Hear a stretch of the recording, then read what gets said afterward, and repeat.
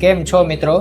આજે અમે આવી ગયા છીએ. આપણી પાસે જે ભાઈ છે, આપણે એમને એક સારું એવું વિટામિન સી ફેસ વોશનું રિઝલ્ટ આપેલું છે, તો આપણે એમના જ મોઢે સાંભળીએ કે એમને શું રિઝલ્ટ મળ્યું છે.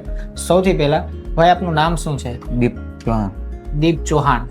ઓકે, તમને આપણું જે આ વિટામિન સી ફેસ વોશ વાપર્યું એ પહેલા શું પ્રોબ્લેમ હતો?